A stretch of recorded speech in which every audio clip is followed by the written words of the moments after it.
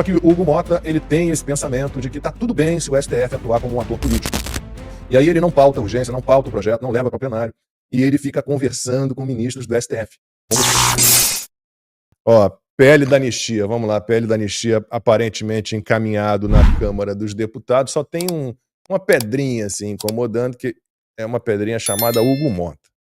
Ele tá ali, porque a oposição tá aí dizendo, e realmente a gente foi acompanhando, 240 assinaturas, 249, 250. Então ontem, ali no fim da noite de ontem mesmo, 257 votos necessários para que a gente tenha aí a tramitação em regime de urgência da pauta, tá bom? Do projeto de lei da anistia.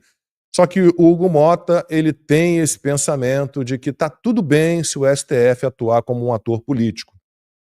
E aí ele não pauta a urgência, não pauta o projeto, não leva para plenário, e ele fica conversando com ministros do STF, como se ministros do STF tivessem alguma ingerência nesse assunto.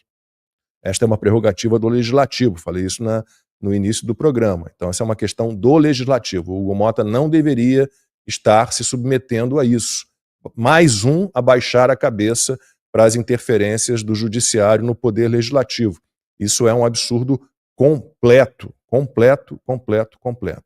E então ele está aí achando que tem que fazer essa negociação, né? E aí ontem houve um negócio muito louco, porque a Gleisi Hoffmann também entrou na história, e ela disse o seguinte: falar sobre anistia ou mediação de pena em relação a algumas pessoas do 8 de janeiro, eu acho que é defensável do ponto de vista de alguns parlamentares. Acho que a gente até pode fazer essa discussão no Congresso. E aí, o que aconteceu? Os ministros do STF ficaram irritadíssimos. Como é que eu sei disso? Porque as blogueiras da Globo News têm contato direto com esses ministros, né? Elas nunca falam o nome dos ministros com os quais elas conversam, mas a Andréa Sadi, por exemplo, ela botou lá no blog dela, porque ela é blogueira, porque ela tem um blog. O Alan não tem blog, gente, não pode chamar de blogueiro. Se tivesse, não teria problema nenhum, mas não tem blog, então é jornalista mesmo. E aí a Andréa Sadi botou lá o que alguns ministros do STF disseram a ela sobre a declaração da Gleisi Hoffmann. Loucura! O governo não tinha que piscar. Absurdo! Não é papel deles discutir a anistia. Sim, é papel de quem? Do STF, tá bom. O governo está emparedado pelo Congresso. E assim fica tudo normal, Max e Alan, tudo normal, para os togados que se acham políticos e para as blogueiras que acham que tudo bem o STF atuar como um agente político. Então, que é crime, né? Passível de punição com impeachment de ministro. Sim. Impeachment tem aí para dar e vender, né? É só escolher qual o crime que você quer, qual ministro que você quer, porque isso daí já virou ordem do dia. Agora, eu acho que o Marco Antônio Costa do Fio Diário, ele matou a pau a estratégia do Hugo Mota, né? A gente teve, um pouquinho antes de entrar aqui, a gente esteve lá no Fio Diário fazendo uma pequena participação. A gente agradece muito ao pessoal do Fio Diário por essa participação todos os dias. E o Marco Antônio Costa falou, para mim, ele foi certeiro. Para mim, ele acertou ali muito bem. O Hugo Mota viu que não vai ter jeito com 257 assinaturas e, ao mesmo tempo, ele está pressionado, está sendo intimidado aí pela investigação das emendas parlamentares pelo STF. Então, o que ele resolveu fazer? Não, vai ser semana de Páscoa. Cara, o Congresso, ele parece aquele colégio, né? Que ninguém quer trabalhar, né? Que fica dando um montão de folga, né? Parece isso, mas é tudo com o nosso dinheiro, né? As folgas, tudo com o nosso dinheiro. Então, o que ele fez?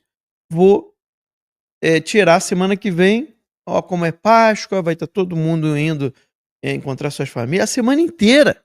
A semana inteira. Não é assim, quinta-feira santa, sexta-feira santa, não. É a semana inteira. Né? Todo mundo está dispensado, se tiver que participar de alguma coisa, pode fazer online. Então, com isso, ele consegue duas coisas, tá? E foi o que o Marco Antônio tinha comentado. Rapidinho, não, que a Bia já tá com a gente, ela tem pouco então tempo. Vamos lá. Deputada Bia Depois a gente Kicis, volta. rapidinho. Olha, em deslocamento, Oi, a deputada Alan. Bia Kicis. Então, vocês estão me ouvindo, gente? A gente vai fazer só Sim, um pouquinho de silêncio, estamos só para falar um ouvindo, minutinho aqui. deputada. Oi, Quais as Alan. informações Oi, que a Max, senhora... Lacombe, Oi, todo Bia. mundo. Um abração para vocês. Olha quem está aqui comigo, Lacombe. Eu não consigo Super enxergar aqui. Evandro, Super Evandro. Evandro, pelo amor de Deus, Evandro. Eu tô em falta com o Evandro. Calma que eu vou resolver. Ele vai O tempo resolver aqui... depois. Eu tô precisando de um dia de 48 horas, Evandro, mas eu vou conseguir. Tá fácil. Mas e aí, pessoal, Não. eu estou aqui com a vereadora Zoe Martins, tá? Que está aqui, ela veio me buscar no aeroporto e vai me deixar lá no Brasil Paralelo, que eu vou vir gravar uma entrevista aqui hoje. E quais são as informações que a senhora tem sobre o PL da anistia? Porque ontem eu fui dormir com 257 assinaturas. Já tem gente aqui no chat dizendo que já chegou a 290 assinaturas. E aí? Eu vi que já tinha passado de 257, eu não sei quantas, mas vai subir mais, porque eu vi alguns parlamentares dizendo que só assinariam depois que alcançasse o limite, entendeu? Tipo assim, não, gente, tinha parlamentar dizendo que queria ser o número 257, o outro queria só depois que alcançasse, tem de tudo, tá? Mas, enfim, já passou do mínimo, o importante agora é o presidente da casa pautar, né? Precisa pautar porque os parlamentares estão dizendo que querem votar esse tema. E agora, é claro que, como já foi dito, não necessariamente o texto que vai ser levado ao plenário vai ser o texto final. Vai ser escolhido um relator, o relator com certeza vai mexer no texto. Tem gente que quer, ao invés de anistia, colocar diminuição de pena. Eu não concordo com isso de jeito nenhum. Não tem que diminuir pena. Tem que ser apagado do mapa essa história, entendeu? Como se nunca tivesse existido, do jeito que foi feito com os terroristas lá atrás. E, aliás, eu quero deixar claro aqui, né, porque eu sou do meio jurídico, sou advogada, eu entendo. Tem pessoas que falam assim, não podia ser anistia porque eles não cometeram crime. Gente, tá bom, ok, só que a gente não está escrevendo uma tese jurídica.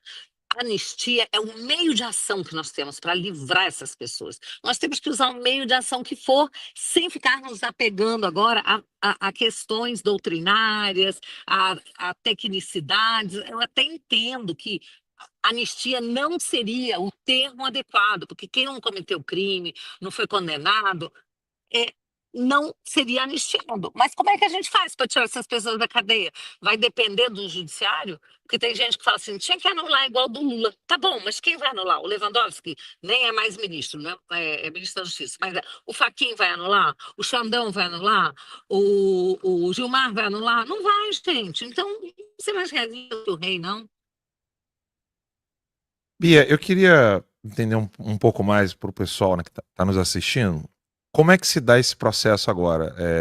Desde o momento em que consegue-se a assinatura, essa assinatura é para quê? Né, para o pessoal poder entender o que é regime de urgência. Porque assim, primeiro entender o processo, depois eu queria te ouvir um pouco, também explicando para o pessoal. Antes diziam que não ia acontecer de jeito nenhum, agora já está acontecendo. Ou seja, há esperanças, né? Claro que sim. O que acontece é o seguinte, nós temos no nosso regimento o procedimento normal da casa e as exceções. Então, os procedimentos normais dos projetos, quando eles chegam, eles passarem pelas comissões temáticas e, ao final, pela CCJ e depois ir ao plenário. Quando é uma PEC, começa pela CCJ e se cria uma comissão especial. Nesse caso, é um projeto de lei. Então, ele teria que passar por algumas comissões até chegar à CCJ e depois vir ao plenário. Se bem que eu acho até que a anistia seria somente, talvez, a CCJ, não sei se passaria por outra comissão. Mas, enfim, com o regime de urgência, significa que ele tem que ser pautado direto no plenário. Ele não vai para a comissão, tá? Então, vocês devem lembrar que ele estava na CCJ e o Lira retirou da CCJ antes da gente votar, disse que ia criar uma comissão especial. Não criou. Ele disse que ia criar até o dia 8 de dezembro, não criou a comissão especial. Então, tirou da CCJ... No mudo? Peraí. Pode falar, não Bia. toquei nada. Eu não toquei em nada, não. Bom, olha só, então o Lira tinha dito que ia criar uma comissão especial e tirou da CCJ. E lá nós tínhamos voto para aprovar. Então, se tivesse sido aprovado na CCJ, já iria direto para o plenário. Se não passasse o regime de urgência, ele teria que ir para a CCJ agora. O que me dá um alento é que o presidente da CCJ atual, o Paulo Aze, do União, assinou. E ele foi exatamente o parlamentar que deu o número mínimo. Tá? Ele foi o 257 nas assinaturas. Mas a gente quer que vá direto para o plenário, porque nós não queremos mais perder tempo. Uma vez aprovado no plenário, esse regime de urgência tem que ser aprovado. Se ele for aprovado com o número de 257 no mínimo, aí o projeto vai ser debatido no plenário e votado no plenário. Uma vez aprovado, ele tem que ir para o Senado. Uma vez aprovado no Senado, ele vai à sanção ou veto do presidente da República. Caso vetado, vem para uma sessão conjunta para a gente derrubar o veto. Então, tem um pouco de chão aí pela frente, é por isso que a gente não pode mais perder tempo. Nós temos que votar o regime de urgência, votar o projeto, tá? Para ele seguir aí os seus trâmites normais. Agora, Bia, a gente percebe, e eu não sei, né, como é que estão as conversas aí dentro do Congresso, essa certa resistência do Hugo Mota. E com todas as notícias que saíram aí de investigações lá no estado dele, tudo indica, parece uma certa intimidação para que ele não paute o PL da anistia. E aí agora ele toma essa decisão, então, de viajar para o exterior, liberou votação remota aí para toda a próxima semana. Ou seja, ele está aí querendo adiar ao máximo e, de repente, até dar tempo para o pessoal ser pressionado e, de repente, mudar o voto. Como é que está o teu sentimento em relação ao Hugo Mota? Gente, é uma loucura, né? Porque antes dele ser eleito, ele se comprometeu, ele disse que não deixaria de pautar tema algum, que jamais censuraria um tema, e disse que se a gente conseguisse os 257, as 257 assinaturas, que ele pautaria anistia. Acontece que no Brasil, né, assim, tá um descaramento, né? Perdeu-se totalmente a cerimônia para fazer o mal feito. Então, você tem aí, por ordem do Supremo, obviamente, a Polícia Federal batendo nas casas das pessoas que eles querem intimidar mesmo, não é para apurar crime, é para intimidar. A pessoa pode ter cometido crime ou não. Muitas vezes nem cometeu, a polícia está lá. Muitas vezes cometeu, a polícia não vai. Mas quando interessa, né, mexer com aquela pessoa para que ela se intimide, para que ela paute ou deixe de pautar algum tema, aí a pessoa e a família da pessoa começam a ser abordados pela Polícia Federal.